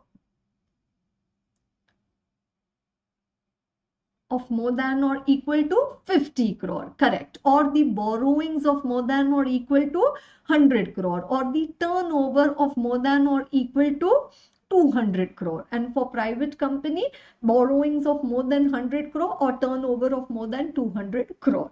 Right? So paid up share capital of more than or equal to, yes, less than or equal to 50 crore, more than or equal to 50 crore, less than or equal to or more than or equal to 100 crore. So 100 out, right? And more than or equal to the 50 crore. Okay, right? So that is 45. Next one. Bright and Smart Private Limited will be required, according to the provisions of the Companies Act, to appoint an internal auditor only if the turnover during the preceding financial year. Now, turnover for internal audit, what is the limit for the turnover? Oh, I just happened to click it, right? More than or equal to 200 crore, right? More than or equal to 200 crore. Okay, right. Then next one. Components of risk of material misstatement at the assertion level are inherent risk and detection risk, inherent risk and control risk and detection risk, inherent control and detection risk. Like components of the RMM at the assertion level are the inherent risk and the control risk. Right? The inherent risk and the control risk. Okay. Right. When deviation from controls upon which the auditor intends to rely are detected, right? When deviations from control, deviation, a control is not being followed, purchases are not authorized, the auditor shall not make any inquiries to understand these matters and their consequences. Auditor shall make specific inquiries to understand these matters and their potential consequences. Auditor shall make general inquiries to understand these matters and their potential consequences. Auditor shall make both general as well as specific inquiry to understand these matters and their potential consequences. Right? So auditor shall make the specific inquiries to understand these matters and their potential consequences. Okay, next one. Because the assessment of the risk of material misstatement takes account of the internal control, the extent of substantive procedures may need to be increased irrespective of the results from TOC. The extent of substantive procedure may need to be increased when the results from TOC are satisfactory. The extent of substantive may need to be decreased when the results from TOC are unsatisfactory. The extent of substantive may need to be increased when the results from the test of control are unsatisfactory. Yes, at least let me see one answer, correct answer over there. And because of the assessment of the RMM takes account of the internal control, the extent of the substantive procedure may need to be increased when the results from the TOC are unsatisfactory. Wonderful, amazing. Okay. Yes, next one. Risk of material misstatement may be defined as, right, the risk that the financial statements are materially misstated after audit, during audit, prior to audit, all of the above. Right? So risk of material misstatement may be defined as the risk that the financial statements are materially misstated prior to audit, right? The risk is already there. As an auditor, I only need to assess how much is the risk. Okay. Next one, the possibility of an assertion about a class of transaction, account balance, or a disclosure to a misstatement that could be material either individually or when aggregated with other misstatement before consideration of control. So you've not yet taken the controls in the organization into consideration. Before that only you think that there could be a misstatement. That is nothing but your control risk, inherent risk, detection risk, or audit risk. It is nothing but your inherent risk. Amazing. I like the confidence in your answers. Okay, right? So inherent risk. Assessment of risk is a matter capable of precise measurement rather than professional judgment, matter of professional judgment rather than matter capable of precise measurement, matter of professional judgment as well capable of precise measurement sometimes, and none of the above. What does it say? Assessment of risk is a matter of the professional judgment rather than a matter capable of the precise measurement, right? So it's a matter of the professional judgment rather than a matter capable of the precise measurement. Okay. Assessment of risk of material misstatement may be expressed in quantitative terms like 70%, 80%, 90%, or such as in percentages, or in non-quantitative terms like in terms of high, moderate, low risk or something like that. Quantitative terms such as in percentages, non-quantitative terms, none of the above. Right? So RMM may be expressed in quantitative terms or in the non-quantitative terms. How you express it is not important. You do the correct risk assessment, that is more important. Right? You doing the correct risk assessment, that is more important. Okay. SA 315 establishes requirement and provides guidance on identifying and assessing the risks of material misstatement at the financial statement level only, at the assertion level only, at financial statement and assertion level, or at financial statement or assertion level. Right? So at the yes, financial statement level and the assertion level. Okay. Yes, next one. When credit purchases of 5,100 is recorded on the credit side and credit sales of 5,100 is recorded on the debit side, this kind of error is called as the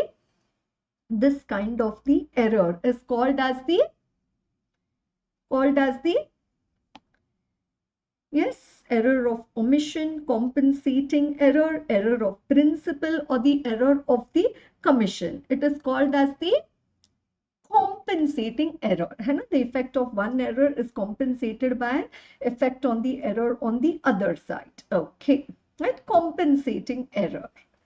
Next one. If as a result of misstatement resulting from fraud, auditor is doing audit, all of a sudden he comes to know that, oh, I think in this company there is a fraud. The auditor encounters exceptional circumstances. Some big event has happened. The auditor encounters exceptional circumstances that bring into question mark. Auditor says, now what should I do? What should I do now? There's such a big fraud, I think, in this company. The auditor encounters exceptional circumstances that bring into question his ability to continue performing the audit. Auditor is thinking, like some of you are thinking whether I should write this attempt or not. Don't think anything like that. Or you're thinking whether I should write one group or both group. No. I'm just telling you. So that brings into question the ability to continue performing the audit. Withdraw from the engagement immediately. It says, auditor, pack your bag and run away. Report to the audit team regarding the withdrawal. Determine the professional and legal responsibilities applicable in the circumstances and ask the management for his withdrawal. What to do? If as a result of misstatement resulting from fraud, the auditor encounters the exceptional circumstances that bring into question the auditor's ability to continue performing the audit, the auditor shall determine the professional and legal responsibility. Duty comes first. So what if there is a fraud? I have not done it. I've come to know about the fraud. We will look into it. What are the professional legal responsibilities of the auditor? And then he can determine whether it is considered, whether it is appropriate to withdraw from the engagement. Which of the following is an example of an inflated cash payment? Oh no. Right? So making payment against purchase voucher, so that's normal payment. Teaming and leading, that is suppressing cash receipt. Not accounting for cash sales fully, again that is the suppressing cash receipt. Making payment against inflated voucher, that is the inflated cash payments, right? Making payment against the inflated voucher. Okay. Next one, the type of error, existence of which becomes apparent in the process of compilation of accounts is known as. So when you're preparing the accounts, that time itself automatically you come to know about these errors. Those type of errors are the self-revealing, intentional, concealed, unconcealed. They are the self-revealing errors as they become apparent in the process of the compilation of the accounts, right? So they are the self-revealing errors. Okay. Which of the following is incorrect? That means 3 are correct. An auditor conducting an audit in accordance with the SAs is responsible for obtaining absolute assurance that the financial statements taken as a whole are free from material misstatement, whether caused by fraud or error. Do we need to read the others? Absolute assurance, incorrect. Auditor means what? Reasonable assurance. Okay. Owing to the inherent limitations of an audit, there is an unavoidable risk that some material misstatements will not be detected. Correct. The risk of not detecting a misstatement from fraud is higher than that of error. Correct.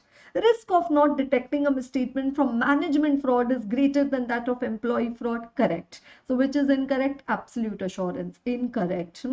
Okay. Right. Next one. The factor which distinguishes an error from fraud and other irregularity is whether it is caused by officer or employee, intention, materiality, whether it is caused by the auditor or the client. The factor which distinguishes an error from a fraud is the intention. Understand, right? Intentional errors, right? Intentional errors are the fraud, right? So the intention behind it makes it a fraud. Okay, so intentional and the unintentional errors. So anyways, we have also discussed the 30 more MCQs over there, that is 31 to 60. Okay, so now what we will do, we will discuss a few other questions. Like yesterday we saw Caro, no? So today what we'll do, we'll look into a few other auditing standards over there. Like, so let's say talk about SA, which one? SA. Let me talk with you about SA 550, which is regarding the related parties, right? And in the related parties, there is one question which has come 2-3 times in your exams. Okay, related party, right? What are the audit procedures which are to be performed by the auditor? Right? What are the audit procedures which are to be performed by the auditor when the auditor comes to know that these related party transactions, they are prima facie biased. They are prima facie biased. That means what? They are not in the normal course of the business. They are outside the normal course of the business. They are outside the normal course of the business. Like prima facie biased. They are not in the normal course. Like say Tata Motors, manufacturing cars, manufacturing vehicles, normal course of business. Yes, Tata Motors manufacturing chocolates. Oh ho, Tata Motor ka chocolate? No, outside the normal course of business, and that too from a related party. फिर तो और गया. You understand that?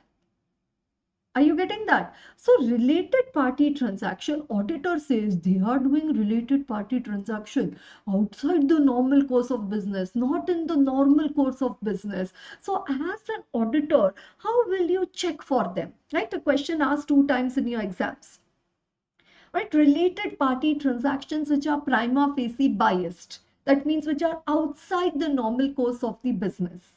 So one, what you will do, you will, yes, check who authorized, who approved, किसने permission दिया, who authorized, who approved entering into such a transaction with a related party, who authorized them to start selling the chocolates, who approved this transaction. First of all, there shouldn't be, but if there is such a transaction, who authorized, who approved? Then what business sense Tata Motors selling chocolate? Why they would be selling chocolate? So what is the business rationale? What business sense does it make? You understand, if there is an academy doing the what you say commerce classes, they also start giving the CA coaching, then there is business rationale. Okay, commerce, so they doing CA, CS, CMA coaching also. But then if you wonder, if it's a science academy and they all of a sudden start providing the dance classes, then you say, there is no business rationale. I know there is no business rationale. And so what is the business rationale behind entering into such a transaction? Then management is cooking some story and telling it to the auditor. So whatever story they are telling, is it consistent with the management's explanation? So whatever they are telling you and what in reality you're seeing at the transaction, does it make sense? They are saying what story you're telling me, when unnecessarily your related party you want to inflate the profits of the company by 50 crore. That is why you're doing all these types of transactions and so. Okay, and last one, it's a related party transaction, and that too, it is outside the normal course of business. So, whether it has been disclosed, whether it has been accounted for in accordance with the applicable financial reporting framework. So, it's an exceptional item, it's a non recurring item, it's an extraordinary item. So, whether it has been disclosed, accounted for in accordance with the AFRF, that is the applicable financial reporting framework. Right, so that's one question. Like you can randomly check for yourself that all of a sudden, if a question is asked to you, this is a question which has come in the exam. And okay, related, as an auditor, how do you respond to related party transactions which are prima facie biased or which are outside the normal course of the business? So as an auditor, what you need to check? Who authorized? Who approved? What is the business rationale? Then whether it is consistent with the management's explanation and whether it has been disclosed, accounted for in accordance with the applicable financial reporting framework. Okay. Great. Right. Then we have one more standard, that is SA 560, which is regarding the subsequent events. Events occurring between the date of the financial statements and the date of the audit report. Right? Identifying subsequent events, prima facie, whose responsibility? It is the responsibility of the management, because their company, they have to identify the subsequent events. As an auditor, what I need to do? I need to ask management, kiya kya? Subsequent event identify kiya kya? So you need to make inquiries of the management regarding the subsequent events. So here we have a question, okay, what inquiries of the management the auditor will do regarding the subsequent events? Is everybody with me? Right, because whose responsibility subsequent events? It is the responsibility of the management. So now auditor, what you have to do? You have to make inquiries of the management, that management subsequent events, right, have you identified, have you disclosed? So I have to make the inquiries of the management. Right, anybody, any guess? 9 points are there, at least 1 or 2 points if you can give me. Yay. Yes, tell me. At least 1 or 2 points you can tell me.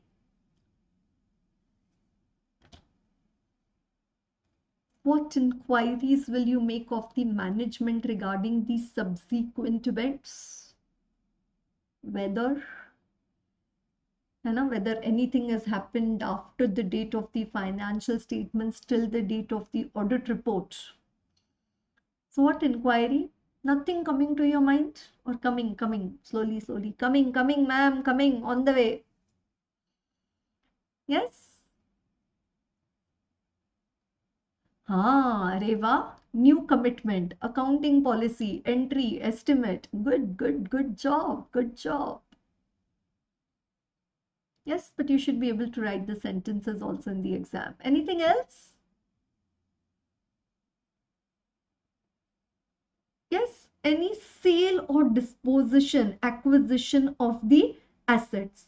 Right, so whether management has planned any sale or acquisition of the assets. Then whether any assets has been seized by the governmental authorities or they have been destroyed by the fire, flood, earthquake, any calamities. So assets which have been seized or destroyed. Then any doubts regarding the recoverability of the assets, that is, say any debtor of the company has become insolvent. Right, so assets, whether there is any doubt regarding the recoverability of the assets. Right. Then after that you have whether there has been any change in accounting policy which will have a major impact on the financial statements. Then whether any major accounting entries have been made after the date of the financial statements. Then whether there is any change in the method of the measurement of the estimates. right? So again, you need to make inquiry regarding the accounting.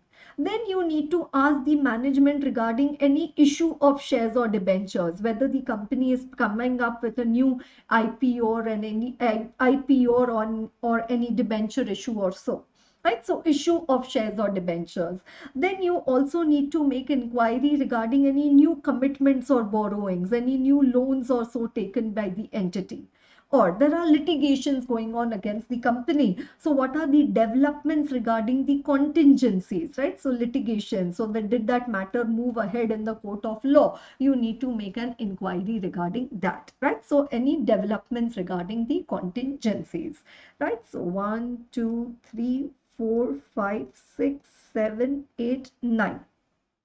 Inquiries of the management regarding the subsequent events, right? The inquiries of the management regarding the subsequent events. Okay, right. Then we have an auditing standard SA 570, which is regarding the, yes, SC 570, which is regarding the going concern, right? It is regarding the going concern, and you will have a concern regarding the going concern of the concern. Oh my God, if there are certain financial indications for the going concern. Yes, now all of you, can you tell me the financial indications of the going concern?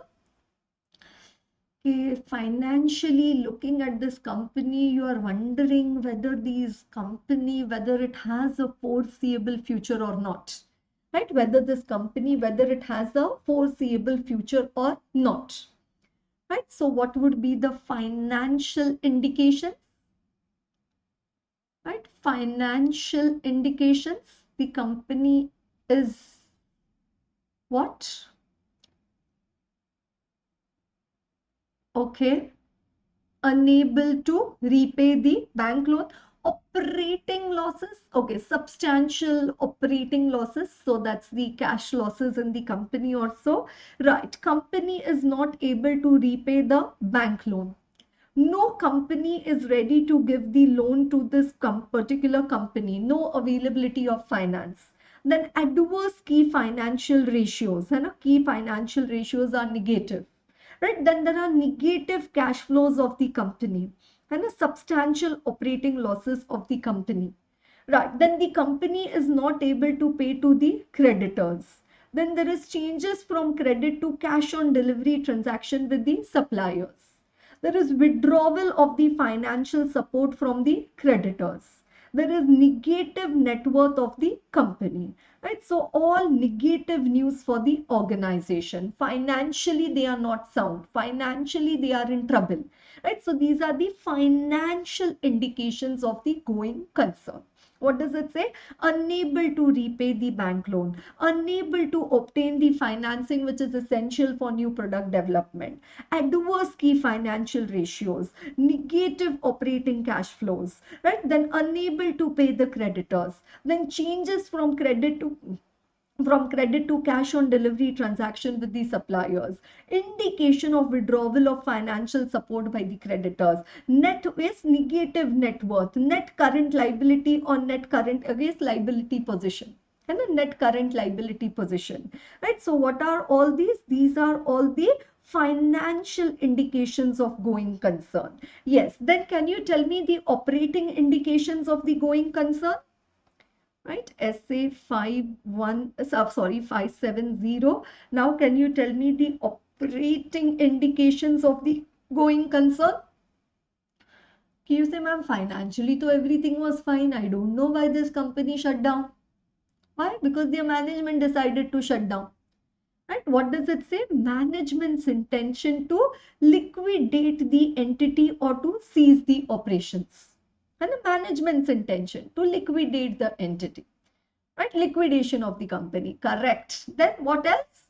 Loss of key management, one after the other. The top floor of the company empty, and the top floor means all the top management, right? So loss of key management without replacement, nobody is ready to join this company, right? Then loss of major market, loss of major customers, loss of a franchisee, loss of the license of the company, company's license got cancelled, right? So there is loss of customers, exactly, right? Then what does it say?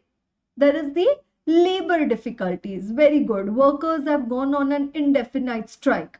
And the labor difficulties in the company. Production has come at a standstill. Labor difficulties is also there. On top of that, what has happened? Shortages of important supplies. So raw material which is required, even that is not available.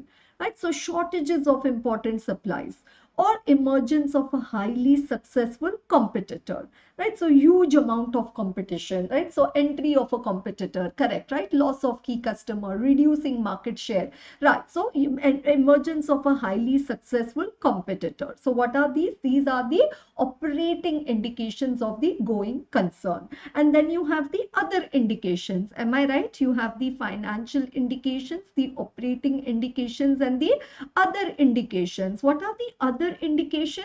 You say, ma'am, yesterday this company was there, today it is no more there. What happened? What happened? Yes, the company has not complied with the law regulation. Do you think the regulators will allow you to be alive? No. Non-compliance with the laws and regulation. Obviously, if you've not complied with the laws and regulation, there will be lot of legal regulatory proceedings against the entity. And too many litigations, legal regulatory proceedings against the entity. Right? Then after that, what does it say? It says there is a change in the government policy which has an adverse effect on the entity. Like earlier you used to receive the subsidy from the government, but now that government subsidy cancelled, no more government subsidy or so. Yes, non-compliance with law regulation, right? So change in government policy having an adverse effect on the entity, or there is an uninsured or an underinsured catastrophe. What is catastrophe? Calamity, and a natural or artificial, as and when they occur. The tsunami and thousands and crores of rupees of losses incurred by the company, or there was a terror attack, and again huge amount of loss suffered by the company. So because of which the entity is not able to continue as a going concern, right? So these are the other indications of the going concern. So what we have over here is the financial indications, then the operating indications of the going concern, and then after that also the other indications of the going concern, right? Then after that we also have the other indications of the going concern. Okay, right. Then we have another standard over there, like say, which is SA 250. And now SA 250, it is regarding the consideration of the laws and regulations in an audit of the financial statements. Consideration of the laws and regulations in an audit of the financial statements.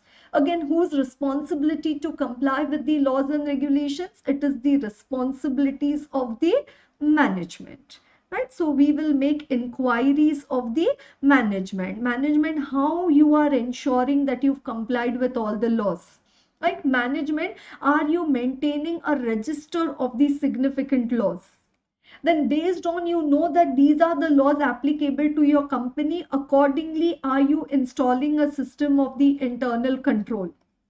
Then whether now whenever payment is to be done, TDS should be deducted, whether accordingly the code of conduct has been created for the company. Then whether the code of conduct, whether the training has been given to the firm personnel. Then whether it has been communicated to all the company personnel. Then whether you are monitoring the code of conduct, that whether actually it is being followed or not. Right? So because whose responsibility to comply with the laws and regulation? It is the responsibility of the management. So I am asking management, you tell me, how are you ensuring your responsibility to ensure compliance with the laws and regulation?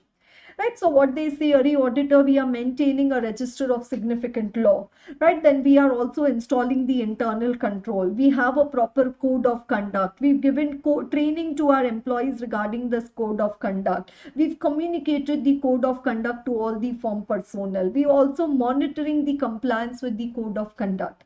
And also there could be an audit committee which could also be checking whether the company is complying with the laws and regulations or no.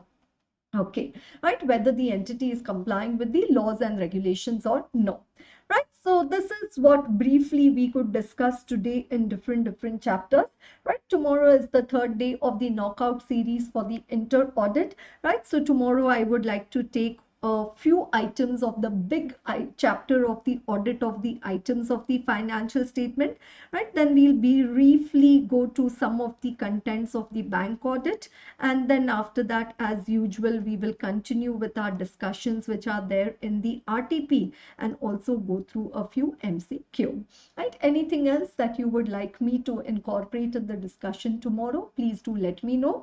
Yes, you can also stay connected with us through the Telegram channel, also YouTube channel. What you can do, you can like they say it. So I think probably the time has come for me also now to say that, like, subscribe, comment, or do the needful. That's all what I can say, right? So thank you so much for your patient listening, and looking forward to see you all tomorrow. Bye bye.